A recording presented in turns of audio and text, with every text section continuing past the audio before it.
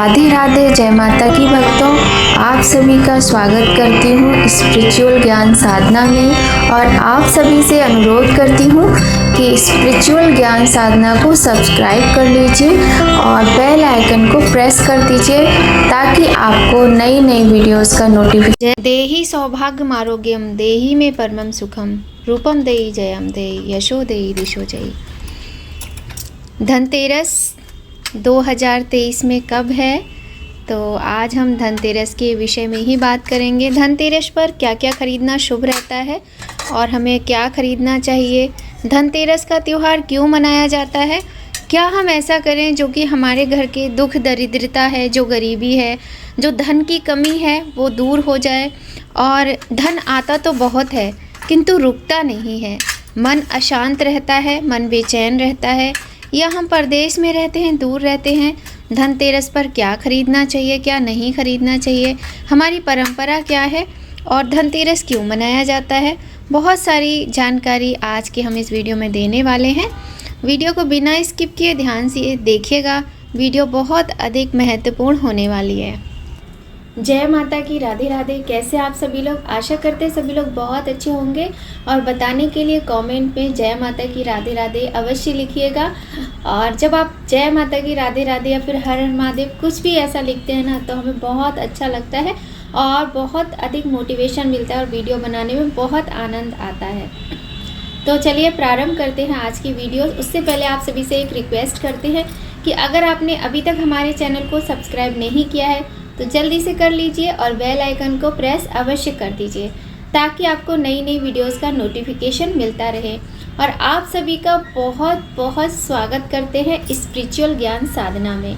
आज की वीडियो धनतेरस के विषय में है। हम बात करेंगे कि इस वर्ष 2023 में धनतेरस का त्यौहार कब मनाया जाएगा। तो आज सुबह मैंने एक वीडियो अपलोड की थी रमा एकादशी के विषय में कि रमा एकादशी की डेट क्या है, रमा एकादशी का व्रत क्यों रखा जाता है। बहुत सारी जानकारी थी उस वीडियो में एकादशी से संबंधित। तो बात कर रहे हैं हम धन त्रयोदशी यानी धनतेरस के पावन पर्व की। और बहुत बड़ा त्यौहार है हमारा धनतेरस का, बहुत अधिक महत्व होता है धनतेरस के इस त्यौहार का। और धन की देवी माँ लक्ष्मी, स्वास्थ्य के देवता धनवंतरी, धन के देवता कुबेर जी, इनका पूजन किया जाता है। और गणेश जी के पूजन के बिना तो कुछ होता ही नहीं है। तो 9 तारीख को रमा एकादशी है, वहीं 10 तारीख को धनतेरस यानी धन त्रयोदशी का त्यौहार मनाया जाएगा। वर्ष 2023 में 10 नवंबर को धन त्रयोदशी धनतेरस का त्यौहार है। दिन रहेगा शुक्रवार का। बहुत अच्छा दिन हमें मिल रहा है। शुक्रवार का दिन माता लक्ष्मी को ही समर्पित है और शुक्र ग्रह से संबंधित रहता है। तो त्यौहार बहुत अच्छा है और बहुत सुंदर तरीके से मनाइए ताकि माता लक्ष्मी का आशीर्वाद आप सभी को प्राप्त हो। अब हम बात करते हैं कि धनतेरस का जो ये त्यौहार है वो क्यों मनाया जाता है, उसे क्यों मनाते हैं। कार्तिक मास कृष्ण पक्ष त्रयोदशी के दिन समुद्र मंथन के समय भगवान धनवंतरी अमृत कलश लेकर प्रकट हुए थे।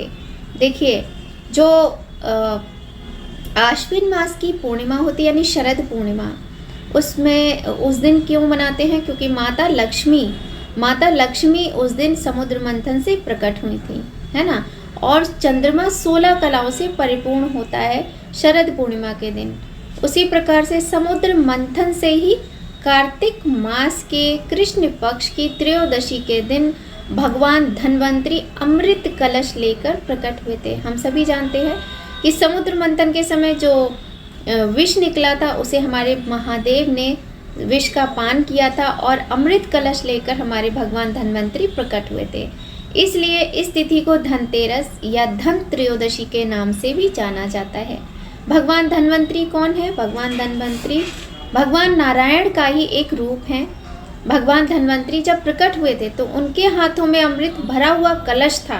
भगवान धनवंतरी चूंकि कलश लेकर प्रकट हुए थे, इसलिए ही इस दिन बर्तन खरीदने की परंपरा है।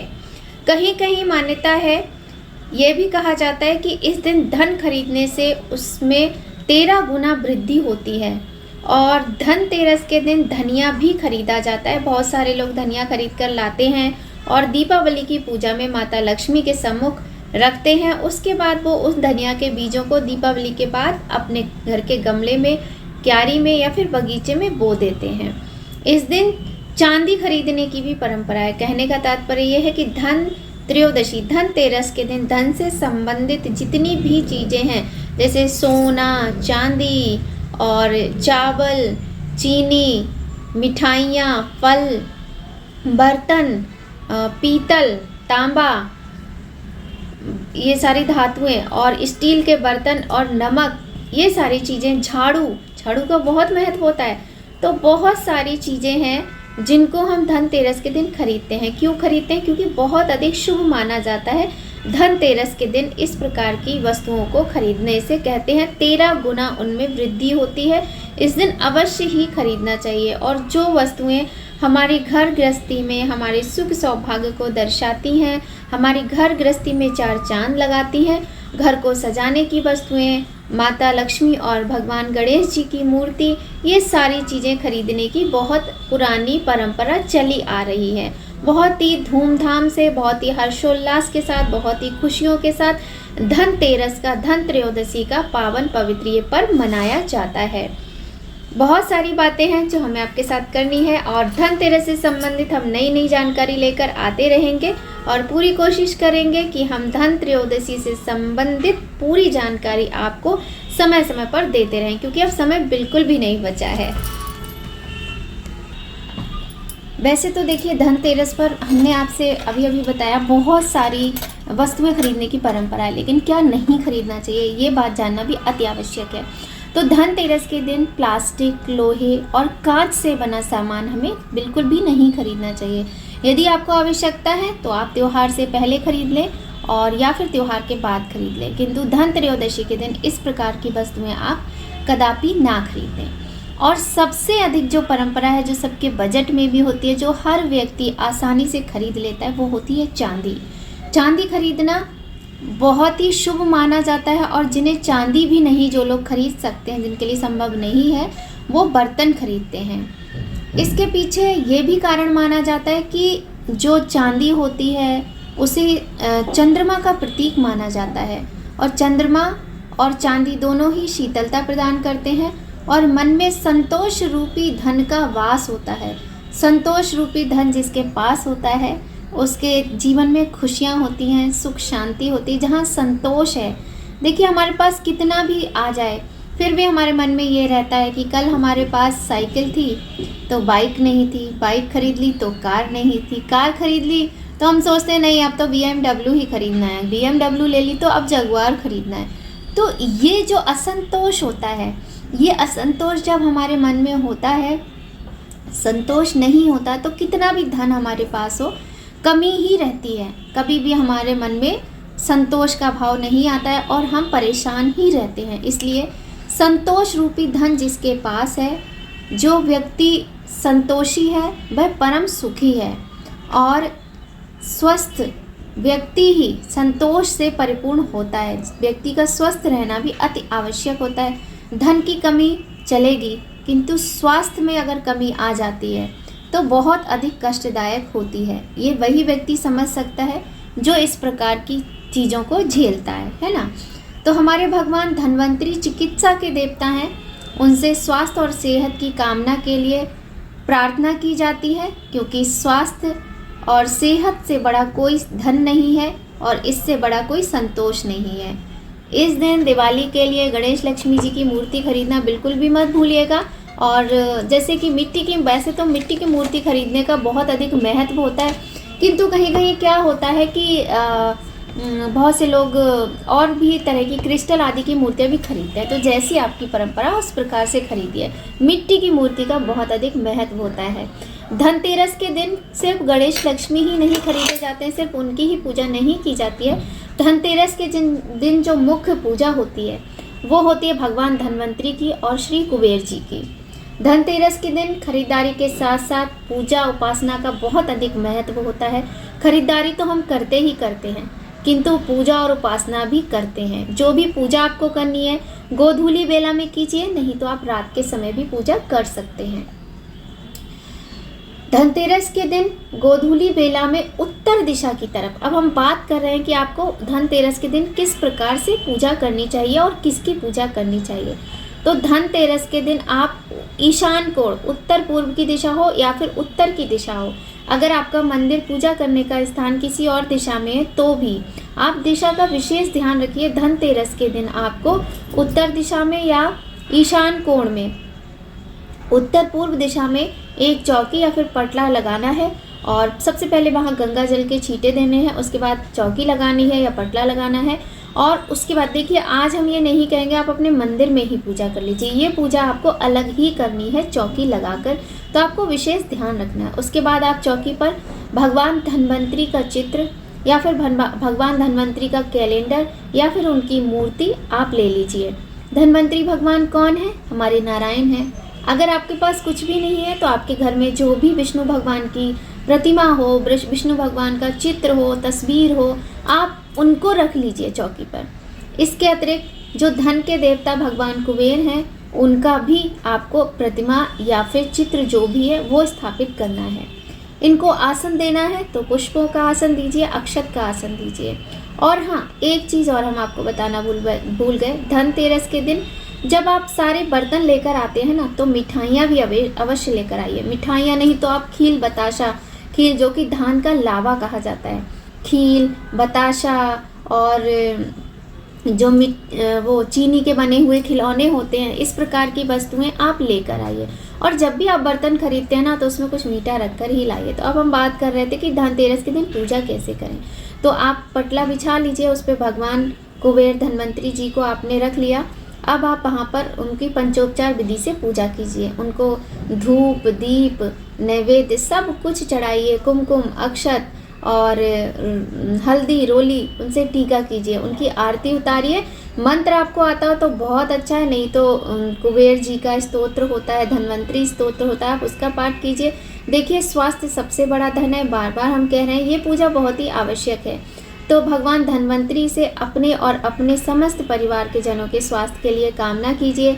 भगवान कुबेर से आपको प्रार्थना करनी है कि जो धन है उसकी कभी कमी ना रहे, आपके घर में सुख शांति बनी रहे, और धन आने का जो साधन है वो ईमानदारी का ही हो। इस बात का भी ध्यान रखना है, किसी गलत तरीके से धन नहीं कमाना चाहिए, क्योंकि गलत रास्ते से कमाया हुआ धन जैसे आता है वैसे ही चला भी जाता है। सच्चे मन से स्वच्छ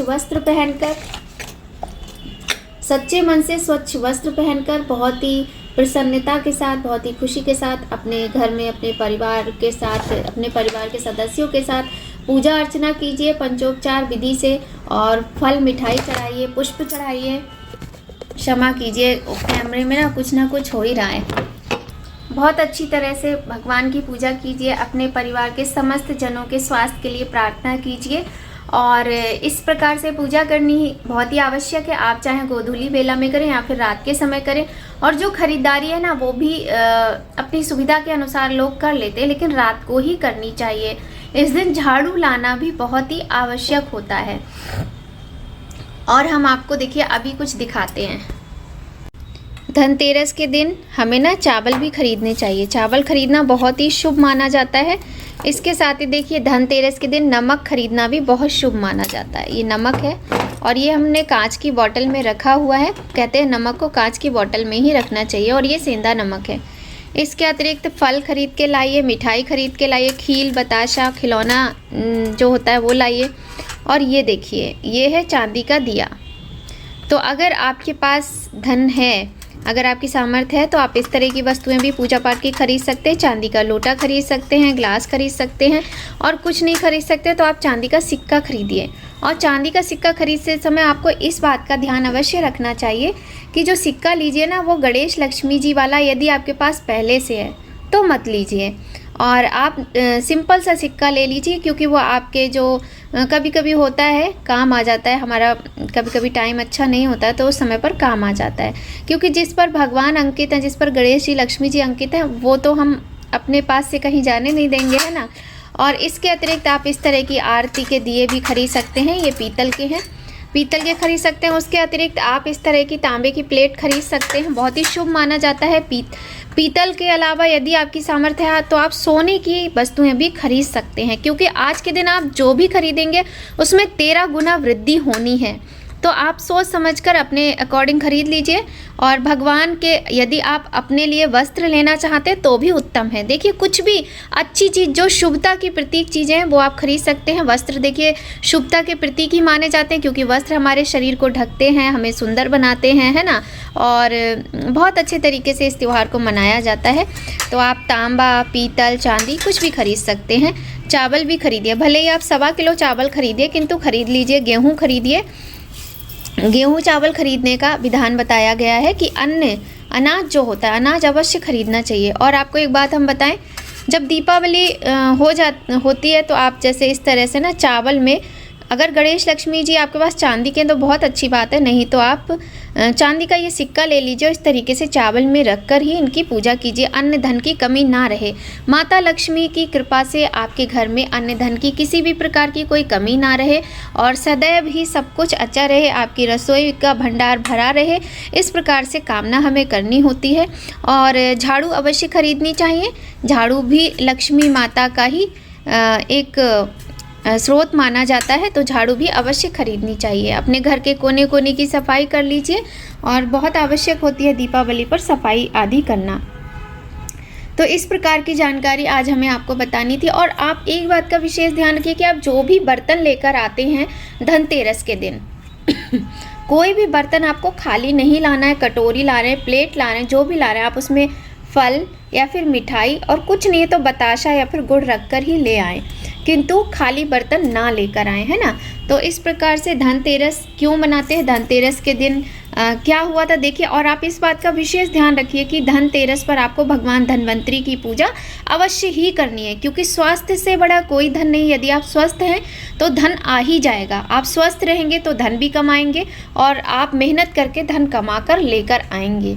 तो भगवान धन्वंतरी और भगवान कुबेर की पूजा अवश्य करनी। एक बात का विशेष ध्यान रखना है कि भगवान धन्वंतरी और कुबेर की जो मैंने आपको अभी अभी चौकी बताई है किस तरीके से आपको पूजा करनी है, तो आपको उसमें ये ध्यान रखना है कि वो चौकी आपको दीपावली तक ऐसे ही लगी रहने देना है। दीपावली की पूजा आप जब करेंगे उस दिन आपको वो चौकी पे से भगवान धन्वंतरी और कुबेर जी उठाने हैं। तो कुबेर जी को आप अपनी तिजोरी में रख लीजिए, और जो भगवान धन्वंतरी हैं, धन्वंतरी भगवान को आप अपने मंदिर में स्थान दे दीजिए, ताकि आप प्रतिदिन उनकी पूजा अर्चना करते रहें। और धन्वंतरी भगवान हमारे नारायण हैं, हम बार बार आपको बता रहे हैं। और नारायण की मूर्ति की पूजा भी आप भगवान धन्वंतरी के रूप में कर सकते हैं, ठीक है। आपके पास तिजोरी नहीं है, आपके पास जो भी पर्स है, पर्स में आप जो रखते हैं, या फिर कोई पोटली है, या फिर कोई छोटी सी अलमीरा है, जो भी है, तो धनतेरस के दिन से ही 5 दिनों तक, देखिए 5 दिवसीय पर्व कहा जाता है कि 5 दिनों तक हमें दिए प्रज्वलित करने होते हैं, पूजन करना होता है। 5 दिवसीय त्यौहार कहा जाता है दीपावली का। तो 5 दिनों तक आपको अपने जहाँ पर भी धन रहता है, आपकी ज्वेलरी रहती है, उस स्थान का भी पूजन आपको करना ही करना है। आप इस बात का विशेष ध्यान रखिए। धनतेरस के दिन आपको 13 दिए देशी घी के अवश्य जलाने हैं, भगवान जहाँ पर आप भगवान की पूजा करेंगे इस प्रकार से। और आप गणेश लक्ष्मी जी जो पुराने हैं आपके, उन्हीं को आपको उसी चौकी पर विराजित करना है, जो चौकी आप लगाएंगे धन्वंतरी जी के लिए, ठीक है। तो उसी पर आपको पुराने गणेश लक्ष्मी जी अपने विराजित करने हैं, उनका पूजन अर्चन करना है। इस प्रकार से हमने आपको बता दिया 13 दिए अवश्य प्रज्वलित करने। इसके साथ ही आज ही से 5 दिवसीय एक दिया जलाया जाता है, जिसे यम का दिया कहते हैं, वो भी आज से ही जलाया जाता है, यानी धनतेरस के दिन से। धनतेरस के दिन से प्रारंभ होकर भाई दूज तक उस दिए को जलाया जाता है। और जो घर का जो मेन डोर होता है, मुख्य दरवाज़ा होता है, वहाँ पर इस दिए को प्रज्वलित करते हैं। और यम का दिया होता है, ये बहुत ही आवश्यक होता है, तो कि सबको करना चाहिए, सभी को। यदि आपको इसकी जानकारी चाहिए तो इसके लिए मैं सेपरेट वीडियो जल्दी ही बनाऊँगी। आज की वीडियो में बस इतना ही। वीडियो आपको पसंद आए तो लाइक अवश्य कीजिएगा, और अगर आपने अभी तक हमारे चैनल को सब्सक्राइब नहीं किया तो कर लीजिएगा, और बेल आइकन को प्रेस भी कर दीजिए, ताकि आपको इम्पोर्टेंट वीडियोस की नोटिफिकेशन मिलती रहे। तो ऐसे ही बहुत अच्छी जानकारी के साथ बहुत जल्द आपसे फिर से मिलेंगे। जय माता की, राधे राधे। सभी लोगों को धनतेरस की हार्दिक शुभकामनाएं।